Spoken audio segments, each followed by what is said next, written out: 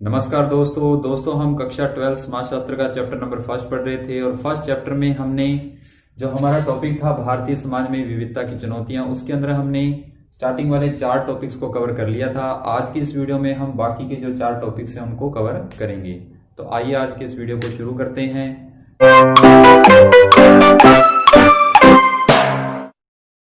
सबसे पहले पढ़ते हैं जलवायु संबंधी विविधता। तो देखिए, भारत के हर क्षेत्र की जलवायु अलग अलग है। यानी ये भारत का उत्तरी भाग है, ये भारत का दक्षिणी भाग है। दक्षिणी भाग जो है वो समुद्र के किनारे है, यानी इसके दोनों ओर समुद्र का भाग है। इसलिए ये जो भाग है, दक्षिण का भाग, अधिकांशतः ठंडा रहता है, जबकि उत्तर का जो भाग है वो अधिकांशतः ग्रीष्म रहता है। हालांकि इधर मौसम परिवर्तित होता है, क्योंकि यहाँ पर भी जैसे जम्मू कश्मीर है, उत्तराखंड है या फिर हिमाचल प्रदेश है, यहाँ मौसम अलग रहता है। यहाँ पर थार का मरुस्थल आप जानते हैं, रेगिस्तान है राजस्थान के अंदर, और यहाँ पर अधिकांशतः मौसम ग्रीष्म रहता है, यानी शुष्क वायु रहती है। तो यहाँ का मौसम अलग है, यहाँ का मौसम अलग है, और यहाँ का मौसम अधिकांशतः ठंडा रहता है। तो यानी भारत के हर क्षेत्र का मौसम अलग अलग प्रकार का है, सदा एक जैसा मौसम नहीं रहता। कहीं पर मौसम साफ है बिल्कुल, कहीं पर बारिश की जो संभावना है बहुत ज्यादा है, और कहीं पर बारिश की संभावना बिल्कुल ही कम है। यहाँ पर आप जानते हैं बारिश बहुत कम होती है, और यहाँ पर बारिश का यानी ज्यादा होती है। यहाँ पर बारिश ज्यादा होती है, जबकि यहाँ पर बारिश का अभाव पाया जाता है। और इन्हीं कारणों के कारण, यानी मौसम के चेंजेस के कारण, बदलाव के कारण, जलवायु के परिवर्तन के कारण, यहाँ के लोगों का जो खान पान है, उनकी वेशभूषा है, रहने का ढंग है, वो भी मौसम के अनुसार ही है। यानी कि जहां मौसम ठंडा होगा वहां की वेशभूषा, पहनावा अलग होगा, जहां ग्रीष्म होगा वहां का अलग होगा। तो जलवायु जो है वो भारत में बहुत ज्यादा प्रभाव डालती है, और इसी के कारण मौसम भी परिवर्तित रहता है। हर क्षेत्र का मौसम अलग अलग पाया जाता है। तो ये है हमारा जलवायु संबंधी विविधता, यानी जलवायु के कारण भी इसमें विविधता पाई जाती है, ये भी एक कारण है। नंबर 6 पे जनांकीय विविधता। जनांकीय विविधता क्या होती है वो पढ़ते हैं हम। जनांकीय विविधता के अंदर साक्षरता दर है, लिंगानुपात है, जनघनत्व है, दशकीय वृद्धि है, जन्म दर है, मृत्यु दर है, ये सारी की सारी चीजें जनांकीय विविधता के अंतर्गत आती हैं। एक एक करके पढ़ते हैं। सबसे पहले देखिए जनसंख्या 2011 के अनुसार। तो देखिए 2011 के अनुसार भारत की कुल जनसंख्या कितनी है? 1.21 करोड़, यानी 1 अरब 21 करोड़। 1 अरब 21 करोड़ किसकी है? भारत की। 2011 की जनगणना के अनुसार भारत की कुल जनसंख्या 1 करोड़ यानी 1 अरब 21 करोड़ है।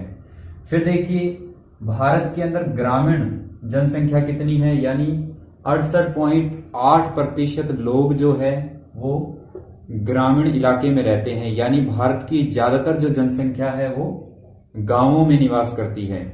फिर देखिए शहरी 31.2%, यानी कि शहरी जो आबादी है भारत में, शहरी जो जनसंख्या है वो 31.2% है। कुल जनसंख्या 1 अरब 21 करोड़, जिसमें से 68.8% गांवों में, जबकि 31.2% शहरों में निवास करती है। ये तो है भारत की जनसंख्या। फिर देखिए अगर राज्य की बात करें तो सर्वाधिक किस राज्य की जनसंख्या है, यानी भारत के किस राज्य में सर्वाधिक लोग रहते हैं? तो कौन सा राज्य है? उत्तर प्रदेश। उत्तर प्रदेश जो राज्य है उसमें 16.51% लोग रहते हैं, यानी टोटल का 16% लोग अकेले उत्तर प्रदेश में निवास करते हैं। यानी कि ये रहा हमारा उत्तर प्रदेश। यहां पर लिख लेता हूं मैं यूपी।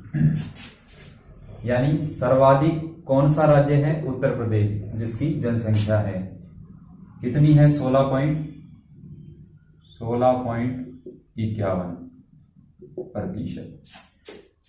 उसके बाद सबसे कम जिसकी जनसंख्या है वो कौन सा राज्य है? सिक्किम, 0.05%, यानी कि नए के बराबर लोग रहते हैं।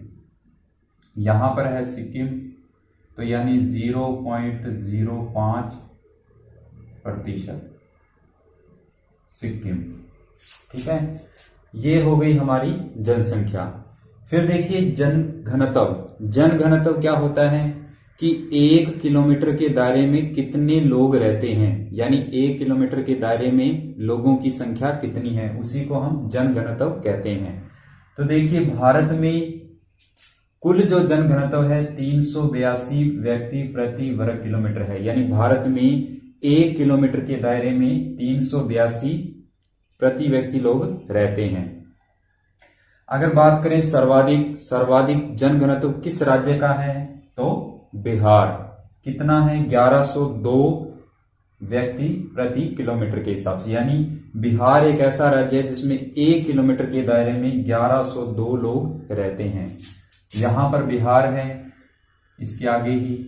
तो अगर बात करें तो 1102, ये मैंने लिख दिया बिहार, 1102 लोग। फिर देखिए अगर न्यूनतम की बात करें तो अरुणाचल प्रदेश। अरुणाचल प्रदेश में कितने हैं, तो 17, यानी 17 जो लोग हैं प्रति वर्ग किलोमीटर के दायरे में आते हैं। अरुणाचल प्रदेश कहाँ है, यहां पर, ये जो है ये अरुणाचल प्रदेश है। यहां पर 17 लोग, यानी 1 किलोमीटर के दायरे में कितने लोग रहते हैं, 17 लोग रहते हैं। ये हो गया अरुणाचल प्रदेश। फिर देखिए इसके बाद है नेक्स्ट लिंगानुपात। अगर भारत की बात करें तो 943 लिंगानुपात, यानी कि 1000 पुरुषों पर महिलाओं की संख्या कितनी है। तो भारत में 1000 पुरुषों पर महिलाओं की संख्या 943 है। अगर ग्रामीण की बात करें, गांवों में 1000 पुरुषों पर महिलाओं की संख्या तो 949। शहरों में बात करें तो 929, यानी 1000 पुरुषों पर महिलाओं की संख्या। अगर बात करें राज्य की कि सर्वाधिक कौन सा ऐसा राज्य है जहां पर लिंगानुपात सर्वाधिक है, तो कौन सा राज्य है, केरल। यहां का लिंगानुपात सर्वाधिक है, यानी यहां 1000 पुरुषों पर 1084 महिलाएं हैं, यानी महिलाओं की संख्या यहां सर्वाधिक है। तो लिंगानुपात के मामले में सर्वाधिक लिंगानुपात वाला जो राज्य है वो कौन सा है, केरल है। और अगर न्यूनतम की बात करें कि कौन सा ऐसा राज्य जहां लिंगानुपात सबसे कम है, तो कौन सा है, हरियाणा, जहां 1000 पुरुषों पर महिलाओं की संख्या ओनली फॉर 879 है, 879 है, सबसे कम है। उसके बाद अगर हम यूटीज की बात करें, यूटीज यानी कि केंद्र शासित प्रदेशों की बात करें, तो सर्वाधिक लिंगानुपात वाला जो केंद्र शासित प्रदेश है वो है पुडुचेरी, जहां पर 1037, यानी 1000 पुरुषों पर 1037 महिलाएं हैं। न्यूनतम की बात करें, न्यूनतम लिंगानुपात वाला केंद्र शासित प्रदेश तो दमन और दीव, 618, यहां पर सबसे कम है। फिर उसके बाद देखिए, इनको अभी हम यहां पर डिनोट भी करेंगे। फिर देखिए जीवन प्रत्याशा। जीवन प्रत्याशा का मतलब है कि व्यक्ति की आयु निकाली गई है कि व्यक्ति कितने साल तक जिंदा रहता है, यानी ये जीवन प्रत्याशा के अंतर्गत आता है कि व्यक्ति की औसत आयु निकाली गई है। देखिए जिसमें टोटल की बात करें भी, दोनों को मिला के टोटल जो औसत आयु है वो है 68.3 वर्ष, यानी 100 में से 68.3 वर्ष टोटल औसत जीवन प्रत्याशा है, यानी औसत आयु है। जिसमें से अगर बात करें पुरुषों की कि जो पुरुष हैं लगभग कितनी आयु तक जीवित रहते हैं, तो लगभग ये अनुमान है, औसत निकाला गया तो 66.9 वर्ष, यानी 66.9 वर्ष ये औसत जीवन प्रत्याशा है किनकी, पुरुषों की। महिलाओं की बात करें तो 69.9%, यानी महिलाएं ज्यादा समय तक जीवित रहती है पुरुषों की तुलना में। टोटल की बात करें तो 68.3%। तो ये है जीवन प्रत्याशा, यानी व्यक्ति की औसत जीवनी, यानी कितने समय तक वो, कितने वर्षों तक वो जीवित रह सकता है, वो टोटल औसत निकाला गया है। अब देखिए लिंगानुपात हम यहां डिनोट करते हैं। सबसे ज्यादा है केरल, तो यहां पर है केरल राज्य है, और यहां 1084। हरियाणा की बात करें 879, यहां पर है हरियाणा 879। पुडुचेरी की बात करें 1037, तो यहीं पर है पुडुचेरी 1037। दमन व दीव 618, दमन दीव यहां पर है दमन एंड दीव 618। जीवन प्रत्याशा हो गई। अब इसके बाद है नेक्स्ट हमारा साक्षरता दर। फिर देखिए इसके बाद है साक्षरता दर, यानी लोग कितने अनपढ़ हैं, कितने पढ़े लिखे हुए हैं। सबसे पहले भारत की जो साक्षरता दर है वो 74.04% है, यानी 74.04% है टोटल जो है, जिसमें से जो पुरुष हैं यानी पुरुषों की जो साक्षरता दर है 82.14% है, महिलाओं की 65.46% है, यानी टोटल में से 65.46% महिलाओं की और 82.14% पुरुषों की साक्षरता दर है।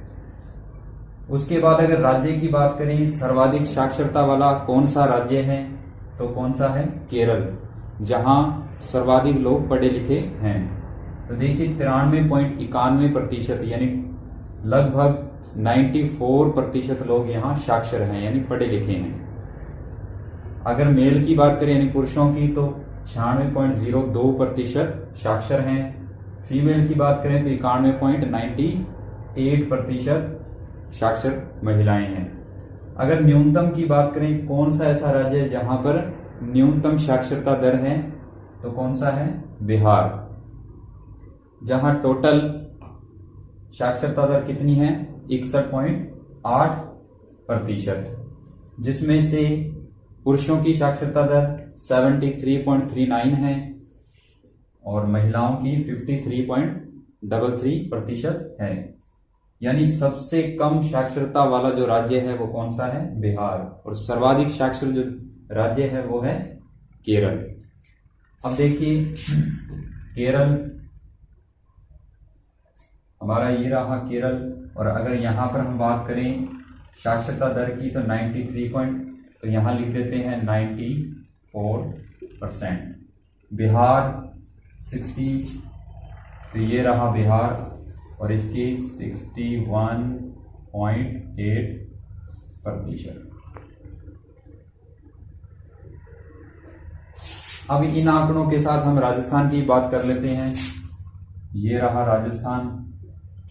तो राजस्थान की जनसंख्या की बात करें तो समथिंग 6.86, यानी 6,86,00,000 है जनसंख्या। और अगर लिंगानुपात की बात करें तो 928, 1000 पुरुषों पर 928 महिलाएं हैं। और उसके बाद साक्षरता दर की बात करें तो यहां पर 66.01% जो लोग हैं वो साक्षर हैं। तो ये था साक्षरता दर। फिर देखिए इसके बाद है नंबर 7 पे सांस्कृतिक विविधता, यानी कि सांस्कृतिक विविधता का मतलब है भारत के हर क्षेत्र की जो संस्कृति है वो अलग अलग है। जैसे भारत के हर क्षेत्र का जो पहनावा है उसमें विभिन्नता है, रहन सहन है, खान पान है, कला है, संगीत है, नृत्य है, प्रथा है, त्योहार है, उत्सव है आदि में हमें विभिन्नताएं दिखाई देती है। यानी हर क्षेत्र का, हर राज्य का जो कल्चर है वो अलग अलग है। अगर बात करें हम पहनावे की तो देखिए सबसे पहले जैसे पंजाब है, और अगर राजस्थान की बात करें तो धोती कुर्ता है, और यहाँ पर भी आपको जो मारवाड़ी लोग हैं पगड़ी पहने हुए दिखाई देंगे। तो यानी कि अलग अलग विशेषता है। जैसे बंगाल है, बिहार है, यहाँ पर लुंगी पहनी जाती है, धोती कुर्ता यहाँ पर भी पहना जाता है। तो यानी कि जो मेन जो फैक्ट हैं वो सारे के सारे पहनावे के अंतर्गत आते हैं। अगर भोजन की बात करें तो आप जानते हैं कि पंजाब है, हरियाणा, यहाँ पर गेहूं उगाया जाता है। राजस्थान में ज्वार, बाजरा, मक्का इसकी खेती की जाती है। और उसके अलावा जैसे बंगाल है, बिहार है, महाराष्ट्र है, यहाँ पर चावल और मछली का यानी कि भोजन किया जाता है। चावल और मछली यहाँ का पसंदीदा भोजन है। तो यानी हर क्षेत्र की जो संस्कृति है वो अलग अलग है। अब देखिए, जैसे अपने बात करते हैं नृत्य की, तो पंजाब में कौन सा नृत्य है? भंगड़ा है। राजस्थान में घूमर और डांडिया है। गुजरात की बात करें तो गरबा है। कर्नाटक और तमिलनाडु की बात करें तो भरतनाट्यम है। केरल के अंदर कथकली और मोहिनीअट्टम दो नृत्य किए जाते हैं। आंध्र प्रदेश में कुचिपुड़ी है और ओडिशा में ओडिसी नृत्य किया जाता है। और उसी प्रकार से अगर त्योहार की बात करें तो राजस्थान में तीज का त्योहार है, गणगौर है। पंजाब की बात करें तो लोहड़ी है, गुरपर्व है। और उसके बाद महाराष्ट्र की बात करें तो गणपति पूजा है। बिहार में छठ पूजा, केरल में ओणम का त्योहार, और पश्चिम बंगाल में दुर्गा पूजा, और यूपी के अंदर यानी कि उत्तर प्रदेश में कृष्ण जन्माष्टमी मनाई जाती है। तो यानी हर क्षेत्र की जो विशेषता है, जो उसकी यानी कि संस्कृति है, उसका जो कल्चर है वो अलग अलग है। तो इसी कारण लोगों का जो रहन सहन है, खान पान है, वो सारी की सारी चीज़ें यानी हर क्षेत्र को एक दूसरे क्षेत्र से अलग करती हैं। तो ये था सांस्कृतिक विविधता जो कि हमें भारत के हर क्षेत्र में देखिए। सबसे लास्ट पॉइंट है हमारा जातीय एवं जनजातियां, यानी कि जातियां और जनजातियां जो है ये भी भारत में विविधता का एक कारण है। भारत की बात करें तो भारत में लगभग 3000 जातियां हैं। अगर उपजातियों की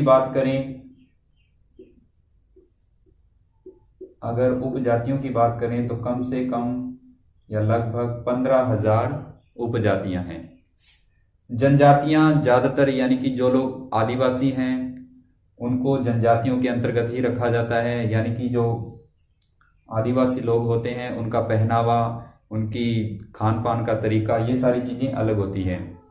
यानी ये जो जातियां या जनजातियां हैं ये आम लोगों से अलग हैं, क्योंकि जनजातीय क्षेत्र अधिकांशतः यानी कि आदिवासी लोगों का ही क्षेत्र होता है, और उनकी जो वेशभूषा है, खान पान है, रहने का जो तरीका है, उनके घर हैं, वो सभी अलग होते हैं। तो ये सारी की सारी चीजें भी भारत की विविधता में एक चुनौती का कारण। वीडियो में बस इतना ही, और आई होप ये वीडियो लेक्चर आपको अच्छा लगा होगा। अच्छा लगा तो वीडियो को लाइक करें, ज़्यादा से ज़्यादा शेयर करें, और कमेंट में अगर आपका कोई क्वेश्चन है तो हमें कमेंट में ज़रूर पूछें। इसी उम्मीद के साथ मिलते हैं नेक्स्ट वीडियो लेक्चर में। तब तक के लिए धन्यवाद।